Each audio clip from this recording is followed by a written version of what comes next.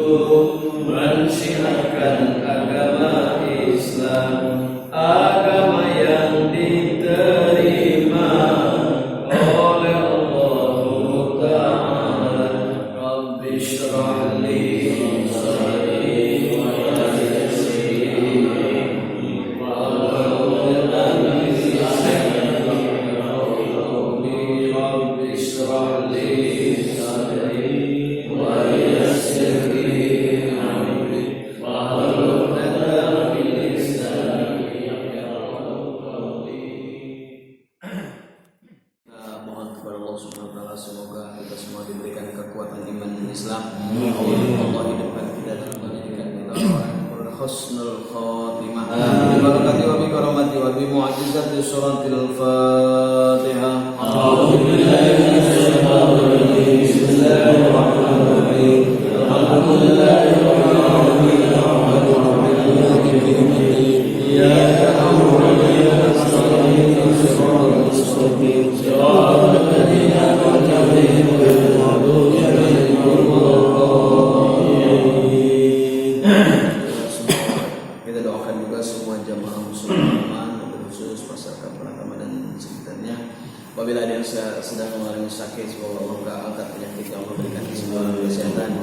Apabila ada yang sedang memiliki kesulitan, semoga Allah berikan jalan keluar dan kemudahan dalam segala urusan. Apabila ada yang sedang memiliki keperluan, kebutuhan, hajat, keinginan, semoga Allah diberikan kemudahan oleh Allah Subhanahu wa taala. Bi barakati wa bi karamati wa bi mu'jizati suratil Fatihah. A'udzu billahi minasyaitonir rajim. Bismillahirrahmanirrahim. Alhamdulillahi rabbil alamin. Arrahmanirrahim. Iyyaka na'budu wa nasta'in. Ihdinas siratal mustaqim. Siratal ladzina an'amta 'alaihim ghairil maghdubi 'alaihim. Semoga Allah hilangkan penyakit dari bangsa kita, dan kita doakan pula anak-anak cucu kita yang sedang belajar, yang sedang berilmu. Semoga Allah berikan kemudahan dalam masalah belajar. Allah jadikan anak yang soleh dan soleh, mendapatkan ilmu yang bermanfaat dunia dan akhirat. Barakati wa bi karamati wa bi mu'jizati suratil Fatihah. A'udzu billahi minasyaitonir rajim. Bismillahirrahmanirrahim. Alhamdulillahi rabbil alamin. Arrahmanirrahim. Maliki yaumiddin. Iyyaka na'budu wa nasta'in. Ihdinas siratal mustaqim. Siratal ladzina an'amta 'alaihim ghairil maghdubi 'alaihim waladdallin. Amin. Bismillah walhamdulillah wassalatu wassalamu ala Rasulillah Sayyidina wa Maulana Muhammadin Abdullah wa ala alihi wa sahbihi amma ba'd. Hadirin mukarram, para jamaah sekalian, khusus para tokoh utama, terutama Bapak Haji Sofwan Wahyudi, Bapak Abang Boy, dan Bapak Ernest, juga Bapak Am, dan semuanya yang mohon maaf tidak kami kata satu persatu, namun tidak mengurangi rasa hormat kami Bapak-bapak, Ibu-ibu, alhamdulillah jamaah sekalian, yang semoga hadirnya kita di pagi ini mendapatkan rahmat dan berkah dari Allah Subhanahu wa taala. Amin. Jangan lupa kita selalu bersolawat kepada Nabi kita Muhammad sallallahu alaihi wasallam beserta keluarga, sahabat dan para umatnya, dan semoga kita terbawa umat beliau yang akan bersyafaat di hari kiamat nanti. Amin ya rabbal alamin. Hadirin rahimakumullah, baik, kita lanjutkan kajian kita. Pada kesempatan ini kita akan membahas hadis yang ke-8. Bismillahirrahmanirrahim. Wa an Abi Musa Abdullah bin Qais al-Asy'ari radhiyallahu anhu qala su'ila Rasulullah sallam anir rajul yuqatilu syaja'atan wa yuqatilu hamiyatan wa yuqatilu riya'an ayu dzalika bisabilillah. Faqala Rasulullah sallam man qatala li takunu kalimatullahi al-ulya wa huwa fisabilillah. Muttafaq alaihi. Dari Abi Musa Abdullah bin Qais al-Asy'ari, ia berkata, Rasulullah SAW ditanya tentang seseorang yang berperang demi menunjukkan keberaniannya. Ada juga orang yang berperang karena gengsinya, ada orang yang berperang karena ria. Mana yang termasuk berperang di jalan Allah? Beliau bersabda, siapa berperang demi meningkatkan kata-kata lillah, kata-kata Allah, itulah yang disebut dengan berperang di jalan Allah. Muttafaq alaih. Hadirin rahimakumullah, ini masih berkaitan dengan hadis ini, masih menjelaskan tentang masalah niat, ya, masalah niat, ya, niat seorang hamba. Karena kalau di zaman Rasulullah SAW itu kita wajib berperang, tatkala ada perang Badar, ya, ada perang Uhud, ya, ada perang Khandaq, perang Ahzab dan lain sebagainya. Perang-perang yang memang ini terjadi antara kaum kafir Quraisy dan kaum muslimin. Ya, mereka itu tidak senang apabila Islam itu berkembang, apabila ajaran-ajaran Muhammad tumbuh, sehingga mereka mengadakan jihad, jadilah jihad yang paling besar. Banyak para sahabat-sahabat yang tewas, yang meninggal dunia. Bahkan kita lihat Sayyidina Ali bin Abi Thalib radhiyallahu anhu, beliau itu meninggal tatkala menjadi imam, ya, menjadi imam sholat subuh, lalu dipenggal di belakang oleh salah satu kafir Quraisy dari belakang, ya, sedang sujud. Nah, ada kafir Quraisy semua jawab sujud, dia lari, ya, langsung ditebas lehernya. Subhanallah. Seperti halnya kejadian kemarin di mana tuh? Kemarin di Pontianak, ya, masya Allah. Imamnya diapain tuh? Dusuk, ya, masya Allah. Karena maunya zamannya nanya macam-macam, ya, nanya tentang informasi, nggak nyampe gitu kan, nggak diselesaikan dengan baik. Pertanyaannya itu lagi masalah keluarga, masalah rezeki, katanya. Akhirnya subhanallah, ya, untungnya imamnya selamat, ya. Siapa namanya? Umar Said. Ini hadirin rahimakumullah. Jadi masalah berperang itu udah zaman dulu itu adalah wajib, ya, wajib kita berjihad di jalan Allah. Ketika ada perang musuh, walaupun banyak juga tatkala terjadi perang Badar, ya, subhanallah, sampai banyak kaum muslimin. Terjadi perang Uhud, itu perang Uhud itu pernah terjadi sampai kekalahan. Kenapa? Karena ternyata kaum muslimin tergoda dengan harta rampasan perang, ya, harta rampasan yang dilihat semua disuruh jangan ada yang turun ke bawah pasukan itu oleh Sayyidina, oleh pemimpin pasukan, ya, tetapi malah Rasulullah memerintah, Rasulullah sendiri yang memimpin perang saat itu, ya. Rasulullah selalu itu perang, bahkan Rasulullah banyak kadang-kadang giginya terkena pedang dan lain sebagainya. Nah, itu sampai Rasulullah itu melarang kaum muslimin untuk turun, tetap berjaga di posisi. Namun mereka pada turun. Orang melihat harta rampasan mereka melihat, ya, begitu banyak harta yang begitu, sehingga mereka terlena turun. Akhirnya ketika turun musuh pun naik, ya, sehingga tidak pernah terjadi kekalahan. Dan beberapa para sahabat banyak yang meninggal, banyak yang menjadi syahid.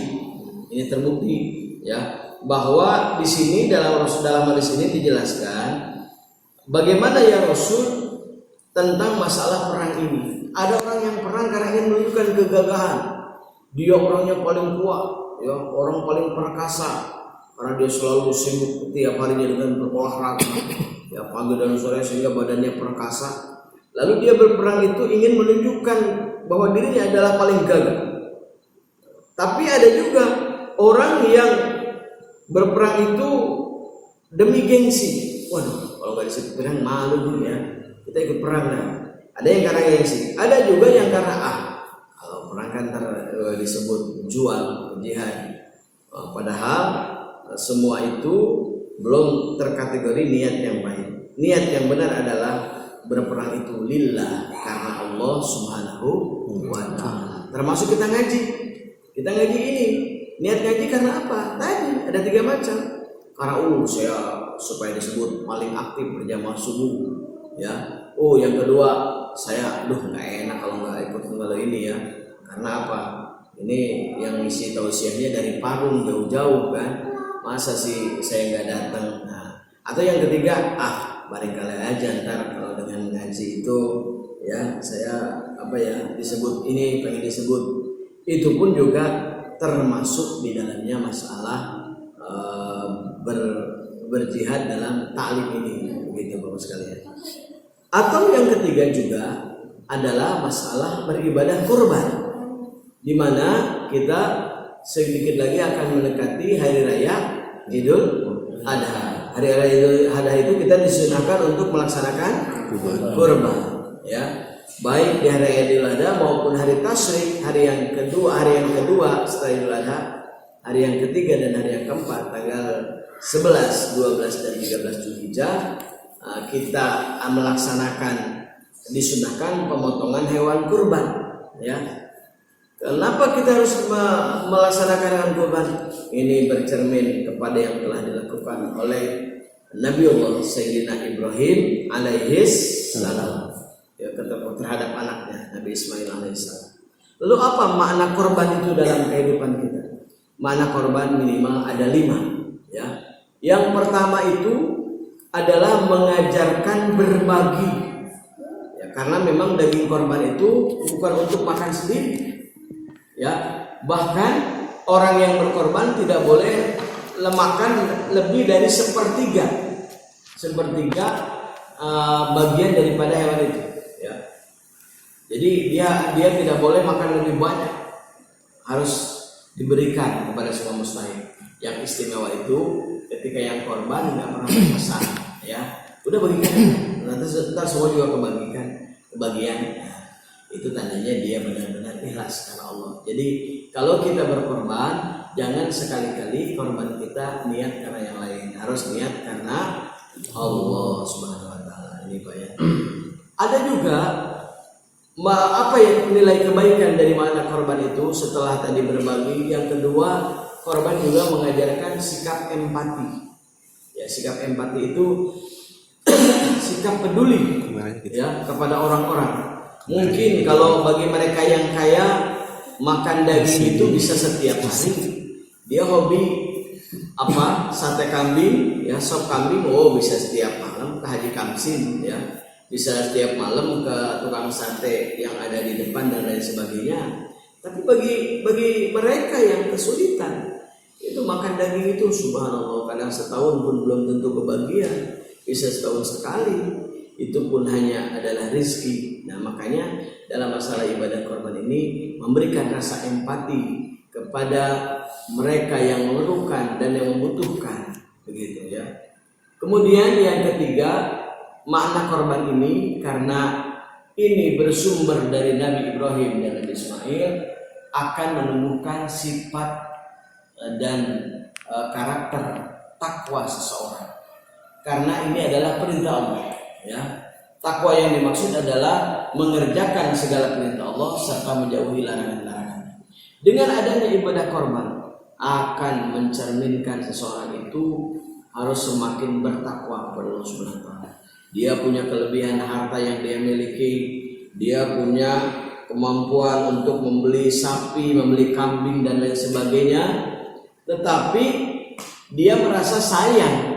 Uang ini memang saya celengin buat beli mobil, buat ganti mobil yang baru, ya, atau saya mau buat keperluan yang lain. Maka kalau untuk korban, lain kali lah, permohonan tadi juga dapat bagian. Berarti itu tidak mencerminkan sifat takwa, ya. Kalau orang yang bertakwa, dia persiapkan, karena harta yang dikejar di dunia tidak akan bisa menolongnya kalau tidak disedekahkan di jalan Allah Subhanahu wa taala. Harta yang bisa menolong itu termasuk adalah harta yang disedekahkan di jalan Allah Subhanahu wa taala. Juga termasuk hewan kurban adalah kendaraan. Kendaraan di alam akhir. Kalau sekarang kita bangga dengan berbagai macam merek kendaraan yang berbeda, begitupun nanti di akhirat, ya. Kalau kita hewan korban itu mulai dari harganya yang berapa? 2 juta, 3 juta, 3 juta, ya. 3 juta, 3.500.000, atau yang sampai mendekati 4 juta, beda-beda. Begitupun nanti kendaraan kita di akhirat akan berbeda-beda, ya. Kendaraan kita lebih hebat di sana. Termasuk saat diijabahnya doa, ini Pak, saat diijabahnya doa adalah ketika ngocornya darah hewan, ya, darah hewan korban. Itu di situ saat diijabahnya doa. Kata ulama itu menjelaskan, di antara saat-saat isyarat doa adalah ketika selesai bertakbir orang, lalu pemotong itu menggoreskan pisaunya ke leher hewan korban itu, lalu keluar darah, muncul darah. Nah, disitulah saat kita mengangkat tangan berdoa, saat diberikannya doa orang yang berdoa kepada Allah Subhanahu wa taala. Amin ya rabbal alamin. Mari kita berdoa sebanyak-banyaknya. Apa kebaikan urusan dunia, terlebih keinginan urusan akhirat. Kita pengen berlipat ganda, kita pengen husnul khotimah. Tatkala pemotongan hewan kurban, ya, dan keluar darah hewan itu, maka segera kita mohon kepada Allah. Akan terlihat, ya, mereka yang menjalani mengikuti jejak ulama dengan yang tidak. Mereka yang mengikuti ajaran ulama ketika air masuk tubuh, ketika mancur darah hewan kurban yang dipotong, dia berdoa, ya Allah, ya segala macam, ya Allah, jadikanlah saya haji dan hajjah yang mabrur, ya Allah, saya semoga bisa ganti mobil yang lebih baru, ya dan lain sebagainya. Kalau dia berkeinginan, berbeda dengan orang yang tidak tahu, dia darahnya ngocor ya, banyak ya, malah teriak, bukan berdoa. Padahal itulah saat diijabahnya doa. Insya Allah kita semua berdoa. Amin. Ya Rabbal Alamin. Kemudian yang keempat, makna korban itu adalah juga merupakan rezeki yang berlimpah dari Allah Subhanahu Wa Taala. Ya, yang berlimpah di sini maksudnya adalah ya kalau rezeki kita banyak, insya Allah orang yang berkorban juga akan dibalas dengan rezeki yang banyak. Ya. Bahkan di saat itu kita bisa berbagi kepada mereka yang membutuhkan. Bisa mengajak mereka bersenang-senang, bergembira, berbahagia, menikmati enaknya daging-daging kurban, baik sapi maupun kambing dan lain sebagainya. Oleh karena itu, mari kita ikuti kegiatan berkorban itu sebaik-baiknya. Dan yang kelima, berkorban itu adalah satu pahala yang sangat besar. Banyak hadis Rasulullah SAW, maupun yang sahih maupun yang yang hasan, yang tidak mau tertawatir, yang menjelaskan tentang betapa banyak fadilah-fadilah orang yang berkorban. Ya. Sehingga orang yang berkorban ini pahalanya berlipat ganda. Amin ya Rabbal Alamin. Kita tidak bisa menilai pahala itu melalui logika kita. Kenapa? Karena pahala adalah rahasia. Makanya dalam hadis tadi kita kembali ke pelajaran. Di sini ada orang yang berjihad, berjuang dengan berbagai macam tujuan dan berbagai macam alasan. Maka yang benar adalah kita niatkan karena Allah Subhanahu Wa Taala. Kita kalau ngaji selalu baca niat, ya. Cuman kelihatannya masih kurang kompak ini baca niatnya ya.